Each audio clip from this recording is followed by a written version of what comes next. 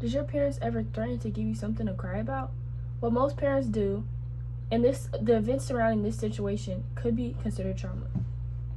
As someone whose childhood was not always smooth sailing or perfect, I express deep interest in the topic of childhood trauma and the effect on one's development. My parents have been together the entirety of my life, and like most couples and parents, they argue. And unfortunately, I have bared witness to multiple of those arguments.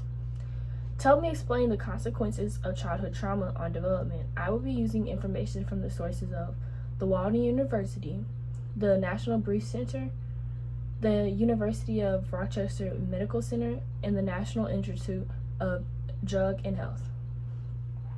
For my first point, early exposure to trauma affects young children, and this is according to Walden University. Children 2 and younger have common signs of trauma.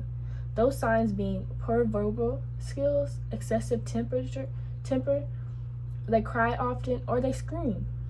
They also have memory problems and show signs of regression and pulling back from things that they once were interested in.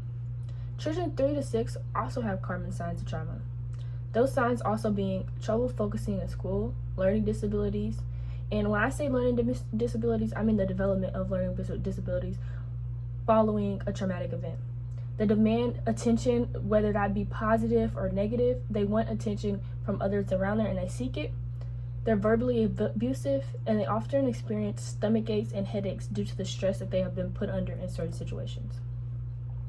Childhood trauma also affects adulthood, according to University of Rochester Medical Center. Early trauma affects your stress response, and stress responses can be either things like your fight or flight reaction, or your coping mechanisms. And since you're put in such situations where you have to react to situations, your fight or flight reactions become off track due to this.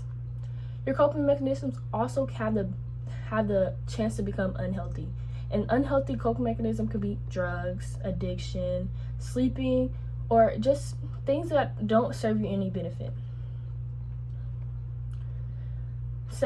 Secondly, adults exposed to trauma are more likely to develop addiction and mental health problems.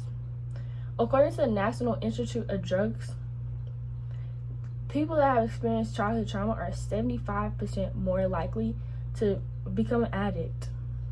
And this is because they have often seen people that are supposed to be influential figures in their life dabble in drugs, which they begin to cope as it's being okay. People that have experienced childhood trauma also develop depressive disorder.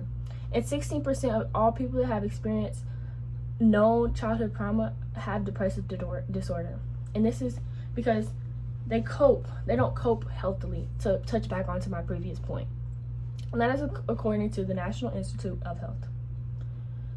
But even though childhood trauma is not good, there are ways to help people that have experienced childhood trauma. And those ways to help people that have experienced childhood trauma are being a support system. You can reassure them, make them feel understood, spend time with them doing things that they enjoy. So if it is a child, maybe take them to play with toys, or even if they're someone older, take their mind off it and distract them from the traumatic events that they have undergone. Another way to help people that have experienced childhood events are also to make them feel understood and make them realize that their feelings are not only just valid but understandable, and they're not wrong for how they're feeling about a situation. If a person needs further help than just the immediate person to support them, there's also the option to seek professional help, and that professional help can be a doctor or therapist. And these people are able to prevent symptoms from worsening just by being able to rant or even vent to somebody else. You're able to take the repressed emotions and express them, and your symptoms will no longer further. These health professionals are also able to diagnose a person if needed, and they can diagnose with somebody with bipolar disorder, depressive, ADHD, things of such nature that can develop from childhood development.